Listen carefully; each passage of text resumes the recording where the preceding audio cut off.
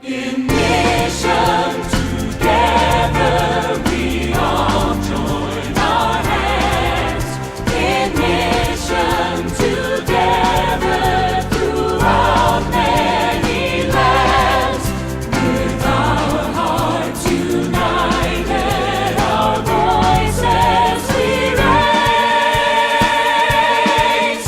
To God our Creator in glorious praise. Welcome to Reflections, presented by the Outreach Committee of Paducah Cooperative Ministry. Our current series of programs is focusing on mission work in the community, in the area, and our guests today represent Bellewood Homes for Children. I want to introduce our guests first. First is Farrah Stewart, who is the Home Resource Coordinator. Carla Sizemore is the Program Manager, and Craig Felker is the Resource Coordinator. And thank you folks for coming in today, sharing with you what's going on with your program and what you're doing in the community. First, I want to let you tell us a little bit about yourselves. Let's start. Farrah, tell us a little bit of yourself, how you came to be in Paducah, how you came to be associated with Bellewood.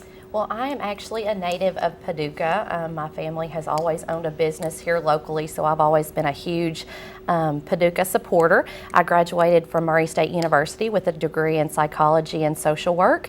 I have a wonderful husband from Livingston County and 3 beautiful children. Great, nice, great. Carla. I'm from Lexington, Kentucky. I've been in Paducah several years. Actually, I took a position at Charter Hospital years ago. It's how I ended up here. My undergraduate is in education, and my master's degree is in marriage and family therapy. And I'm the program manager, and I also do some therapy at Bellewood. Great, great. We'll be talking about your specific roles and jobs in a little bit. Finally, Craig, you are the case manager. Mm-hmm. See, and I get to work with these beautiful, awesome ladies. And Cindy Barletta, who is not with us today. And I think you are from the Reedland area, born and raised. Mm-hmm. Yeah, I have been at Bellewood for 2.5 years. Random, made a phone call to be a mentor, and a few weeks later was offered a position. And my degree is in music business. Right. But the great thing about Bellewood is I've had a lot of experience previous to that, getting to work with kids and in a variety of different settings. And Bellewood was 2.5 years ago was very gracious to give me an opportunity to work with these kids. In my case, the independent living program, kids 18 to 21, and it's been a blessing. We have a good time doing it. I personally am very familiar with Bellewood. I've grown up knowing about Bellewood, but we want to let everyone know. I know it has a long storied history. Share with us the background of Bellewood Home for Children. Well, you know this, but a lot of people in Paducah don't realize that Bellewood's been around for about 160 years. 160? Yeah. It's been around a long time. Bellewood started in the Louisville, the Anchorage, Kentucky area as an orphanage. Today, we're not using those terms, but really, you know, it was the heart for helping kids, and the landscape of social work has changed obviously drastically in the last 160 years, but we've been in Paducah specifically for 5 years, or going on our 5th year, I think. We started off just doing independent living, which is still my focus at this point, but in the last 1.5 years, we've expanded to do therapeutic foster care, which is really kind of the expertise of both Farrah and Carla. And then we also, as recent as a month ago, was just awarded a grant for intensive in-home care. And basically that is working with the state to, in theory, prevent families from losing their kids or from kids going into custody.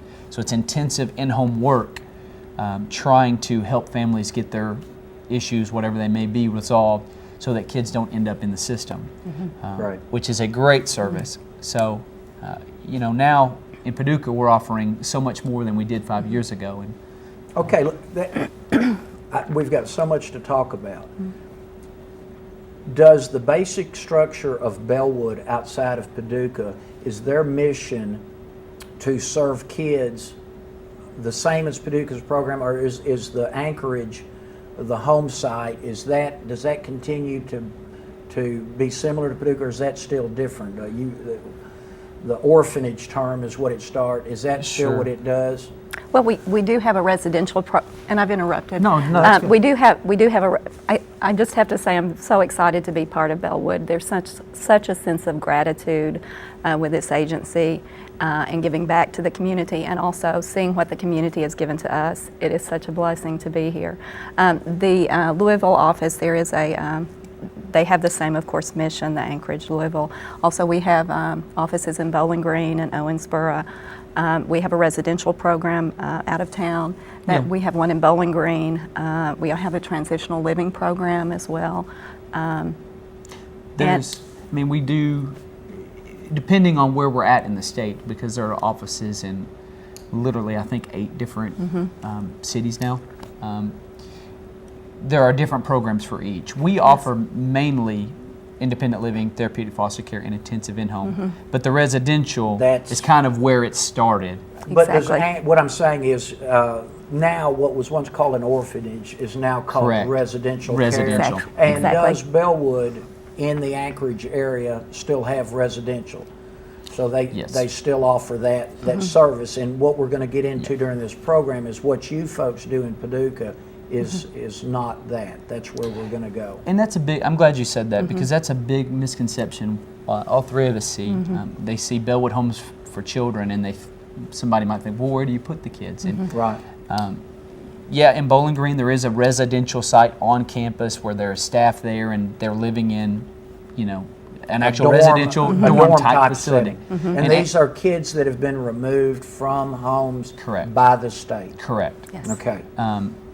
Specifically in Paducah, we don't do that Right. as of That's today. and that's exactly what I'm trying to clarify. But Yeah. Bellewood, with 160 years of heritage, Correct. still serves kids that can't live in a home. They take them out. They provide for them, because through the years in the literature and the magazines I've got, that's, like you said, sometimes a misconception. If you've heard of Bellewood, you may think of it as a residential program. And now we want to move into what goes on here. Farrah, can you just briefly overview if you think of Bellewood, Paducah, just tell us about the program, and from there I want anybody else, Carla, Craig, to come in, and we want to define what's going on, what the different aspects. We've got 3 people here. You obviously have different responsibilities, and that will probably fill this program very Excellent. quickly. All right. Well, basically, my title is Home Resource Coordinator, but generally I deal with therapeutic foster children and the therapeutic foster homes. In a nutshell, I am responsible for going out, recruiting quality foster homes, training those homes, and then maintaining all of the necessary documentation in order for them to maintain their certification. So I Certification, a foster home is certified Absolutely, in this process. yes. They have very specific, very intensive training because we typically have children who have special therapeutic needs. So, of course, our homes are going to get additional training in order to be able to de-escalate some issues that may arise in their home. Luckily, I actually started out as a case manager with therapeutic foster care, so I already had that relationship with many of our children and our foster parents. So it's a great deal all the way around. I get to see the children. I get to find new homes for children that we may not have been able to have placed in the past. And we are actively searching for good quality homes. It's interesting you brought Bingo. that up. Absolutely. For unknown reasons, or for reasons which will not be stated here, I passed the local office, which is between 6th and 7th on Madison, every morning, and I noticed there you actually have a recruitment sign in front of the office, and I'm sure you have them throughout. This is as good a time as any, and we may revisit later in the show. Talk about the dire need for foster parents. Well, unfortunately, we receive referrals almost daily. And if we don't have good quality homes, unfortunately, we have to turn that opportunity down. And when I say good quality homes, that doesn't mean that you necessarily have to make 6 figures a year or have a over-the-top amazing home. We're looking for someone who has the desire to help those children and families in need right now. You know, one of our new advertisements is, do you have an extra fishing pole? Which I find amazing. Meaning, do you have an extra fishing pole? Do you have the ability to do something with a child that they may not be able to have done previously? You know, do you attend church? Do you enjoy doing picnics at the park? These are not things that cost a lot of money. As well as we have single family homes, we have single parent homes. We have lots and lots of working foster parents. A lot of people are under the assumption that in order to be a foster parent that you have to be, or at least have someone who's a stay-at-home parent. That is not true at all. We have a lot of diversity. We embrace diversity. You know, we encourage different cultural opportunities. The great thing about Bellewood is that we offer all of our training is free of charge. You get 24/7 support from a case manager, from a therapist, from a home resource coordinator, from a program manager. You will never feel like you are out there alone with a child not knowing what to do. Great resources. Absolutely. Are the key. I'd like to also add, the families, when I go into the home to make sure everything is going okay, I never hear, oh my goodness, I wish she wouldn't come so much. It's always a good thing when the case manager is there, and our families are so pleased with our case managers, and we have 2 of the best. I say 2 of the best. Farrah has elected to keep one of our children because and continue as case manager because we just felt like that was best for the child, and that's who Farrah is, someone who's going to just stick in there when we need her. And that's one of the wonderful things about this agency is that everybody does everything. We're a very small agency. We're very hands-on. Sometimes a program manager doesn't have the opportunity to actually see the children, you know, weekly, and I have that opportunity, which is such a blessing. And you mentioned the yard signs. I'd like to say that Farrah yesterday spent all day in Marshall County, in Graves County, in Ballard, in McCracken County, placing these yard signs just to let the community know that we really, really need homes. Right now we're really struggling with getting the homes that we need for these children. And we can talk about statistics, but what I'd like to talk about is the joy in being a foster parent. It's just incredible, the joy that these children have brought to our lives and to the families' lives. We have incredible foster families, and they're close with one another. They depend on one another for support. And the children are just incredible. We also do, when we do foster parent trainings, we have the bio kids and the foster children come, and you can't tell which kid's which is wonderful. I mean, they're just kids who need a fishing pole and a bed, and you know, someone to love and care about them. Yes. So it's I think I feel safe in saying we all feel so blessed to be with this agency, and the sense of gratitude that I wake up with every day is incredible. And one thing that I failed to mention at the outset is Bellewood's rich history, 160 years old. That's amazing. But it has also been, if it wasn't formed by it, has been a Presbyterian church. It has been a mission of the Presbyterian church going back 160 years. So I can tell just from your enthusiasm that it is a personal mission to help kids. Okay, we've been talking about the foster situation, but I know there's a whole other component. I personally know there's a whole other component to Bellewood Homes.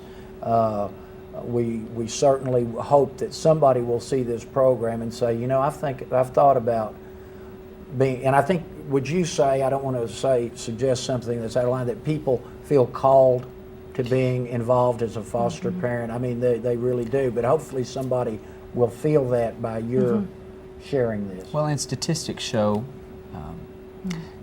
making a decision to be a foster parent isn't something that just happens overnight. Right. Statistics show it.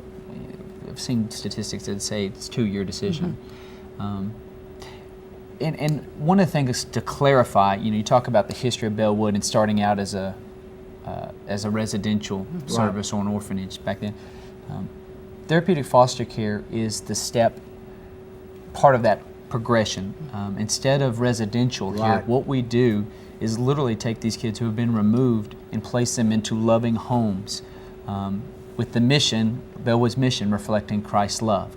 So that's what we're looking for. We're looking for homes that have a desire to love kids and can provide a safe environment for them to learn and grow and to reach their potential. Correct. A thought just came to me. 2 things. I remember growing up in Paducah where the orphanage was, and I'm going to keep using that term in a time relative sense because that's what they were called.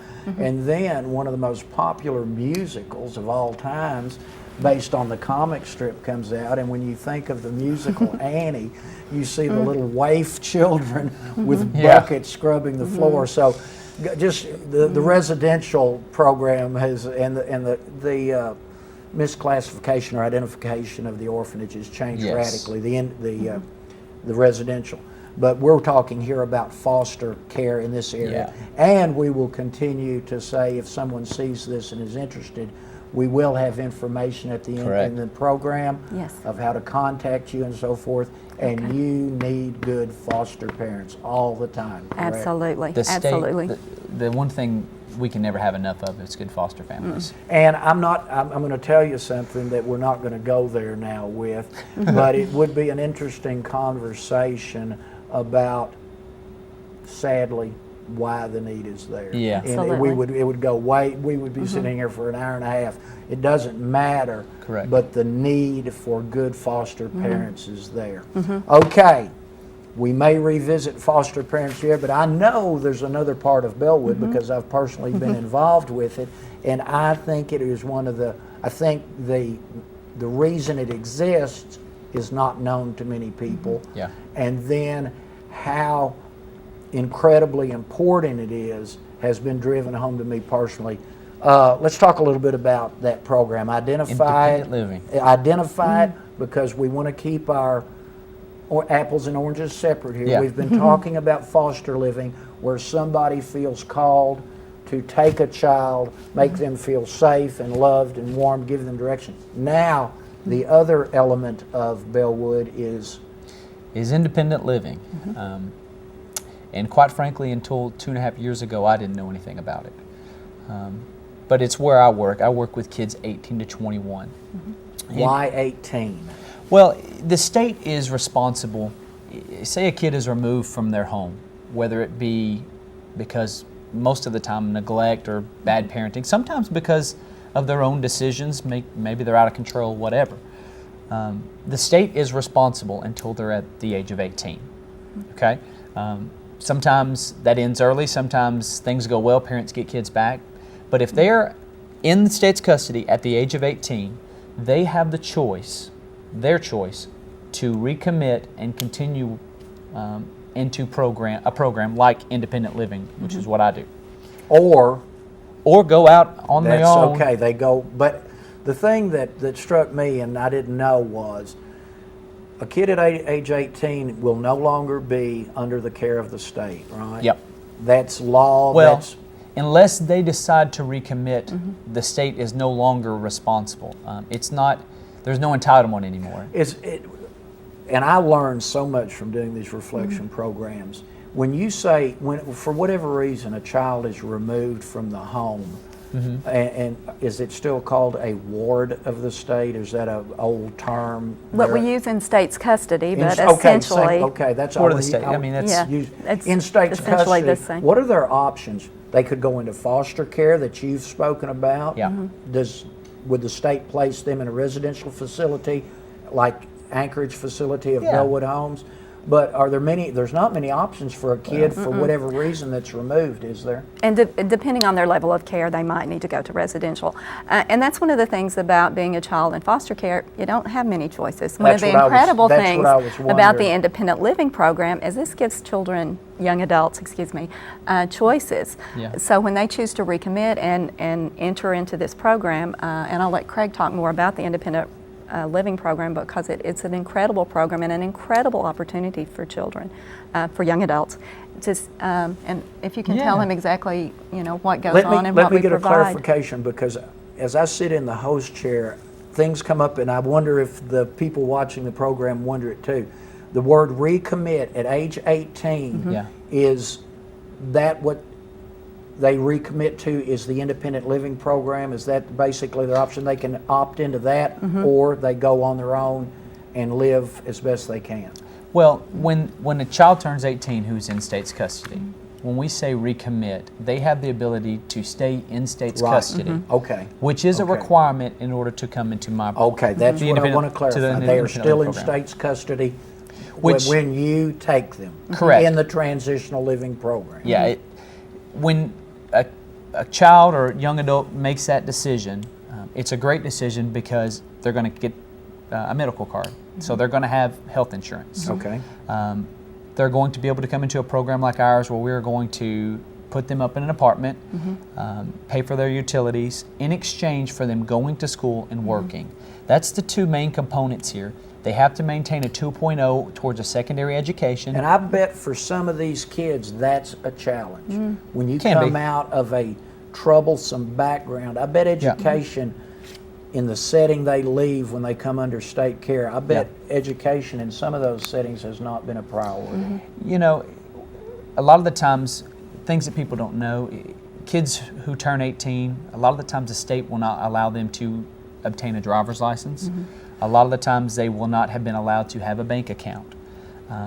Not in every situation, but a lot. So because the state doesn't feel that they are responsible enough? Well, you've got major liability issues, especially on foster parents. And it's not that is always the case, but it happens a lot. So we might, an 18-year-old who decides to recommit might come into our program, and some of the first priorities are, let's get a permit, are you registered to vote? Let's open a bank account and work on how we're going to save money while you're in this program, because you should not have many expenses. We are taking care of those for them. But nothing in life is free. There is no entitlement here. This is a decision that they are making to be recommitted, and in turn, in exchange for doing that, they got to work at least part-time, maintain that 2.0, stay drug-free, can't be doing alcohol. That's an interesting, and like I said, I speak from experience here. I will go ahead and tell it. I was a mentor to a young man that was in the transitional living program, and I loved, you were talking about the involvement and so forth. I would get a call, and the person would say, we are meeting with this young person at their apartment. We, as a mentor, would you like to come? And I would get there, and many times the state representative was there, the Bellewood representative there, and it was almost a white glove inspection of the apartment. The team went in to make sure that they were being responsible as far as maintaining the apartment. I saw a drug test administered on site. Correct. So they have a lot. I mean, it's not a free ride. No. They do receive benefits, but they are held very accountable. The one thing I like to tell people, and I'm as a case manager, I have to see them every week, and I've got some incredible kids. I could brag on them, and I'll do that in a minute, but this is my taxpayers' dollars. Yeah, that's the thing that I was... That's the thing that I think people watching the program, we have to make clear. This is a state-funded, and I'm sure you probably get grants. You're always looking for sources and so forth. But that's interesting that you are managing the taxpayers' dollars. Yeah, I owe it to myself and to everybody else in this community to hold these kids accountable. And I tell these kids, if I love you and I care about you, then my job is to call you when you are not doing the things that you're supposed to do. And I've got 2 kids that are working 2 jobs. All of my kids are in college. When I first started, some of my kids were working towards a GED, and we've done that. We've had 2 kids in the last month obtain one obtained a GED, one's going to obtain the GED. Fabulous. You know, sometimes we have kids come in through high school. I had a kid who's one grade away from being a 4.0 student at a one of the bigger high schools here. He was like 28th in his class. Fabulous. I could go and talk to, you know, if I pointed some of the people who ran our program out, most of them you wouldn't even know. Well, that goes back to Carla's statement. When you see these families, it's not like a red letter A, the scarlet letter. Oh, there's the foster child. That's fabulous. That they fit in. That's it. And we're trying to teach these kids to be responsible, not dependent, independent for themselves. Independent living. And you know, it's a fantastic program that I can't stress enough how much of a need it is, because these aren't, a lot of times these 18-year-olds are really 15 or 16-year-old mentalities, because they haven't had the ability to make the kind of decisions a typical 16-year-old might have. So can someone, we are wrapping this program up, and I want to review. Oh my. I want to review. Okay. I need, and Craig, you cannot answer this question because you are incapable of concise answers. These shows generate questions from me. Okay. And question very simple. Carla, Farrah, why doesn't the state do this? Why is there not a state program? You are a part of Bellewood Homes, and the state pays you, anybody. For independent living, you're talking about. Why are tax dollars sent to a private agency? Why doesn't the state take care of these kids? Well, and I want to, that is their way of taking care of the children, by providing the funds for us to do that. So I don't want to pick on them too hard, because there's so much going on and there is so much that they do. So that would be my answer. I'm not sure if anyone has a it just came to mind. Okay. You're not going to believe this, but we've been talking with representatives of Bellewood Homes for Children, specifically the office here in Paducah. We've been talking about a foster care program and an independent living program, and I don't want to mess it up. Farrah Stewart, Carla Sizemore, and Craig Felker. We've probably got another hour to go, and hopefully we'll come back and revisit this topic. We'll hopefully have some graphics at the end of the show, how people can contact you to we didn't even get into this, Craig, become a foster family, foster parent, they do it singly, or we didn't get to it, you can mentor a young person in the independent living program, which is a fabulous experience. I'm speaking from experience. Farrah, Craig, Carla, fastest 30 minutes in the world. Thank you so much. Representing Bellewood Homes for Children, thank you so much. Thank you, brother. Thank you. In mission.